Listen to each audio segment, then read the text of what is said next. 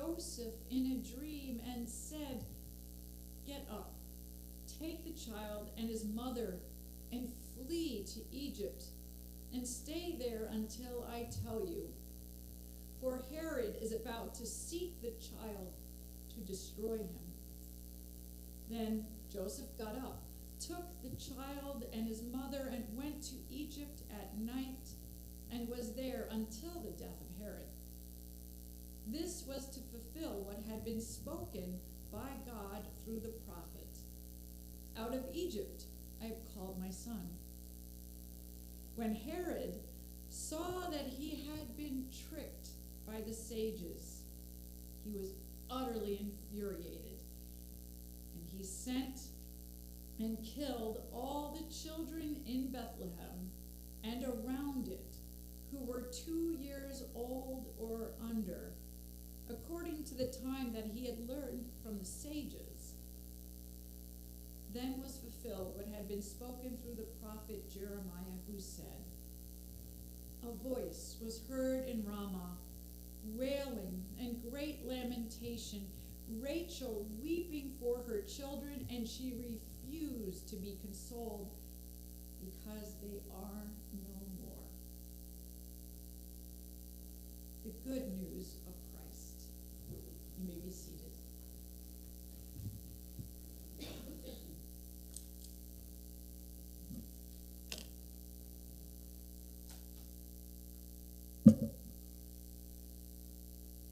I was wrong.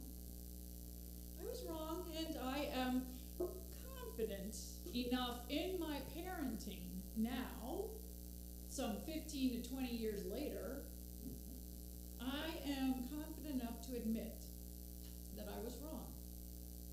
See, I was wrong to stop my boys from playing with their nativity set. Now let me be clear. It's not that the set was fragile, No, this was a Fisher-Price Little People. Yeah, they make them. It's a Fisher-Price Little People nativity set. And it was bought for them. It had little plastic animals, the donkey and the cow and the lamb and the shepherds and Joseph and Mary and even baby Jesus that they could hold in their grubby little boy hands. That wasn't the issue. My problem was with the little plastic green army men, Batman, Darth Vader, and of course, this was Star Wars time, the Empire's stormtroopers that made their way into the nativity set. This is wrong. It didn't feel right to have them invading the nativity set. Oh, I was wrong.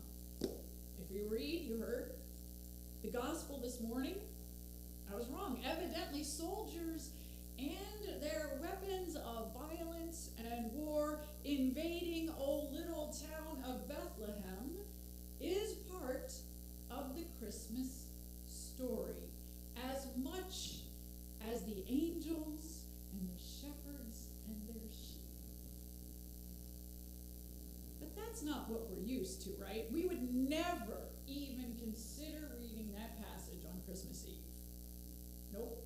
You are the precious few who get to hear that. Woohoo! Lucky! But no, we wouldn't even imagine that. Because what we've done, what have we done to the Christmas story? We've tamed it. We've cleaned it up. We've exsanguinated it. Look it up if you don't know. We've exsanguinated. Basically, you can say we have hallmarkized. I think I've made that word up. We have hallmarkized Christmas. Why? Well, there's a couple reasons I can think of. We like, or even truthfully, don't we need a quaint, joyful story? Don't we need to hear that too? How many times, I don't know, I Australia, we have heard over and over again how the light overcomes the darkness, trying to point out that hope and joy overcomes evil. And doesn't that picturesque and powerful image of God incarnate, a message of peace in the heavens proclaimed? We need it. I need it to fill me with some kind of hope. Hope to endure, to withstand, to proclaim God's will as Jesus was born to do, as we heard in the very scriptures this morning. But of course, that can get you into trouble. Of course, the other reason we would never read that part of the story on Christmas Eve is because, well, it could get a little political. It could. I should say political. Because what we're doing is we're naming what empire, and not just the one in Star Wars, what empire does. And what empire needs is for us to just be happy. It needs us all to stay nice. So baby Jesus, church, stay in your lane, right? Church, emphasize gift giving. Emphasize family.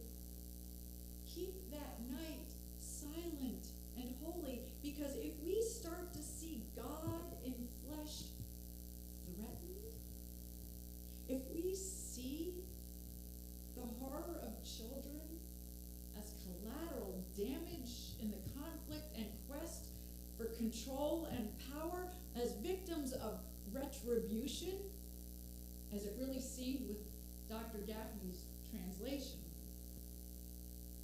a ruler, a man with power thwarted and seeking retribution. We've never heard of that. Okay. If we recall this part of the story of soldiers invading Bethlehem, we may begin to see the child of God in the rubble of Gaza. We may begin to see the Son of God in the bombed apartments in Ukraine. If we see a holy family fleeing as refugees, we just might begin to see Somali, Afghan, South American refugee families, if not holy, at least as human. And that's not what the principalities and powers of empire want. Whether it's Rome, or Berlin, or Moscow, or Washington, and yes, even Jerusalem, church, nativity, stay in your lane, please. Keep talking, focusing on heaven, as if it feels too much, as if we were going to hell.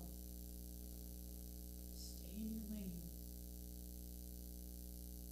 Funny thing is, the church isn't good at that. Really.